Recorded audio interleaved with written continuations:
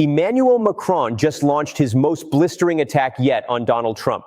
Surprised, amidst the escalating US-Iran war that has currently choked off the critical Strait of Hormuz, Macron flat out refused Trump's demands to deploy the French Navy, declaring Paris will never take part in Washington's Middle East crusade.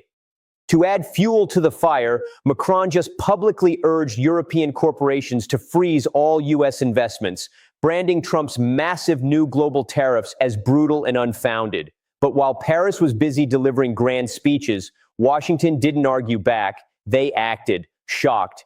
And with just one ruthless executive maneuver, the French Republic has been brought to its knees. This is not a metaphor. Right now, the French economy is facing absolute paralysis. Serious. In direct retaliation for Macron's defiance ahead of the G7 summit, the Trump administration weaponized the U.S. financial system. They initiated secondary sanctions that are effectively locking top-tier French banks and critical supply chains completely out of the global dollar market. Mainstream outlets are calling it a diplomatic spat, but make no mistake, this is a calculated, devastating economic strike.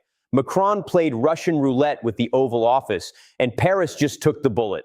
How did one single move from Washington bypass the EU to put a nuclear-armed nation in a chokehold? For weeks, Emmanuel Macron has been playing a hyper-aggressive game of diplomatic poker. During his highly publicized national address, Macron doubled down on his concept of European strategic autonomy, effectively telling Donald Trump that France would not be bullied into joining Washington's escalating military and economic blockade in the Middle East. Macron explicitly urged European energy giants to bypass U.S. sanctions and called Trump's aggressive new global tariff regime a hostile act against free trade. Macron thought he was channeling the spirit of Charles de Gaulle, positioning himself as the defiant leader of a united, independent Europe. He was dead wrong. Washington didn't retaliate with angry tweets or polite diplomatic protests. They waited for the markets to open, and then they dropped an absolute financial anvil. The one move that paralyzed Paris wasn't military. It was bureaucratic, and it was devastatingly precise. Acting on a direct mandate from the Oval Office, the U.S. Treasury Department's Office of Foreign Assets Control, OFAC, executed a surgical strike on the absolute bedrock of the French economy. Without warning, Washington issued a devastating notice of pending action, threatening secondary sanctions against France's two largest financial lifelines, BNP Paribas and Société Générale. The accusation alleged non-compliance with the newly expanded U.S. sanctions regime targeting covert Middle Eastern energy transactions. But the accusation itself was just a Trojan horse. The real weapon was the threat attached to it. Washington signaled it was prepared to cut these French megabanks off from the U.S. dollar clearing system and the SWIFT network. The panic was instantaneous and absolute. In the modern global economy, losing access to the U.S. dollar is a death sentence. Within minutes of the news leaking to Bloomberg and Reuters, the financial hemorrhage began. Let's look at the terrifying raw data. The CAC 40, the benchmark index of the French stock market, went into a terrifying freefall, plunging 11.4% in a single trading session. This wasn't a dip. It was an evaporation of wealth. Over $280 billion in market capitalization was wiped out before the Paris bourse could even halt trading. But the bleeding didn't stop at the banks. The U.S. Commerce Department simultaneously pulled the trigger on a second deeply coordinated trap. Citing national security protocols, Washington abruptly suspended export licenses for critical advanced microchips and aviation components destined for France. This move instantly paralyzed France's industrial titans. Airbus, the pride of European engineering and Boeing's biggest rival, was caught completely blind. You cannot build a modern Airbus A350 without patented American technology, specifically flight control systems from Honeywell and engine components from General Electric. Overnight, a staggering $65 billion backlog of international aircraft orders was frozen on the tarmac in Toulouse. Production lines ground to a devastating halt, forcing CEO Guillaume Faury to announce immediate indefinite furloughs for over 15,000 highly skilled aviation workers. Meanwhile, French defense contractors like Thales and Dassault Aviation, the very companies Macron relies on for his strategic autonomy, found themselves locked out of vital American-made AI components necessary for their Rafale fighter jets. The irony is agonizing. Macron's push for military independence was just crushed by his reliance on American supply chains. The domestic fallout inside France has been catastrophic, with major banks freezing corporate credit lines out of sheer panic. Thousands of French small and medium-sized enterprises cannot process payroll. The militant CGT union has already seized upon the chaos, calling for nationwide indefinite strikes that have paralyzed the crucial ports of Le Havre and Marseille. Transport is grinding to a halt. French Finance Minister Antoine Armand has essentially vanished from the public eye, reportedly barricaded inside emergency meetings with the European Central Bank, burning through billions in emergency liquidity just to keep the ATM networks functioning.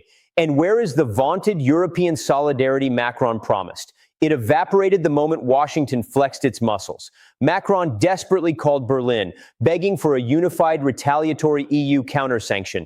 But German Chancellor Friedrich Merz, terrified that Trump would pivot and slap 150% tariffs on German automakers like BMW and Volkswagen, refused to take the call. Italy and Spain immediately backed away, leaving Paris completely isolated. What you are witnessing is a terrifying masterclass in 21st century asymmetric warfare. By weaponizing the dollar and dominating global tech supply chains, the Trump administration has proven that they don't need a military to break a superpower. They just need a pen. Macron's grand illusion of a defiant, untouchable France has shattered, exposing the brutal, unforgiving reality of American economic supremacy. So where does this leave Emmanuel Macron and the grand illusion of a united, autonomous Europe? The dust hasn't even begun to settle, but the geopolitical map of 2026 has already been violently redrawn. Washington just proved to the world that ultimate hard power isn't just about aircraft carriers and stealth bombers anymore. It is about absolute control over the world's financial arteries and critical technology supply chains. Paris thought it was playing a sophisticated game of diplomatic chess, but the Trump administration just flipped the entire board. But this unprecedented escalation leaves us staring down a terrifying unknown. If the United States can completely paralyze a nuclear-armed G7 ally overnight without firing a single shot, who on this planet is truly safe? Is this the definitive end of the transatlantic alliance, or just a brutal public renegotiation of who is actually in charge? Can the European Union even survive this massive internal fracture now that Germany has openly abandoned France to save its own auto industry? And what happens to Emmanuel Macron? Will his government collapse under the crushing weight of domestic strikes and this engineered financial blockade? Or will this brutal wake-up call push Europe to finally and desperately build a non-dollar financial system before it's too late? We are witnessing global history unfold in real time, but the final verdict isn't written yet. And I want to hear from you. Was Washington completely justified in crushing Paris to enforce its America First global agenda? Or has the U.S. just crossed a highly dangerous line that will ultimately destroy its own empire? Drop your political analysis in the comments below. This debate is just getting started. The shockwaves from this unprecedented financial strike are only just beginning to ripple beyond France, and the consequences could be far more explosive than anyone in Washington or Paris is prepared to admit. Because what looks like a targeted economic punishment may actually trigger a chain reaction that destabilizes the entire global financial system. Investors across Asia and the Middle East are already reassessing their exposure to U.S.-controlled financial infrastructure. Quiet conversations are taking place behind closed doors in Beijing, Riyadh, and even New Delhi about one terrifying question. If France can be cut off this easily, who's next? Behind the scenes, emergency summits are being whispered about, not announced. Central banks are scrambling to reinforce currency reserves, while sovereign wealth funds are subtly shifting assets away from dollar-denominated instruments. This is how global financial realignment begins, not with a loud declaration, but with silent strategic withdrawals. And the deeper fear gripping world leaders right now is not just about America's power, but about its willingness to use that power without hesitation, without warning, and without limits. Inside France, the political pressure on Macron is reaching a boiling point. Opposition parties are circling like sharks, accusing his administration of reckless arrogance and catastrophic miscalculation. Protests that initially began as economic demonstrations are rapidly transforming into something much more dangerous. an outright challenge to his leadership. Streets in Paris, Lyon, and Marseille are filling with angry citizens demanding accountability, while whispers of a no-confidence motion are growing louder within the National Assembly. The same leader who once positioned himself as Europe's strongest voice now finds himself politically cornered, fighting for survival on his own turf. At the same time, cracks within the European Union are widening into fractures. The illusion of unity has been shattered in real time. Eastern European nations, already wary of antagonizing Washington, are now openly distancing themselves from Macron's vision. Even traditionally aligned partners are choosing economic survival over political solidarity. The harsh reality has become impossible to ignore. When faced with the overwhelming force of U.S. financial dominance, the EU is not acting as a unified bloc. It is acting as a collection of self-interested states. And then there's the military dimension, the one nobody is openly talking about yet. NATO officials are reportedly on edge, concerned that this economic confrontation could spill into defense cooperation. Trust, once broken at this level, is not easily repaired. If France begins to question the reliability of its closest ally, the long-term implications for Western security architecture could be profound. Strategic autonomy, once dismissed as political rhetoric, may now become an urgent necessity for Europe. But building that independence will take years, if not decades. Meanwhile, in Washington, this move is being framed not as aggression, but as enforcement. The message is clear and brutally simple. Defy American economic policy at your own risk.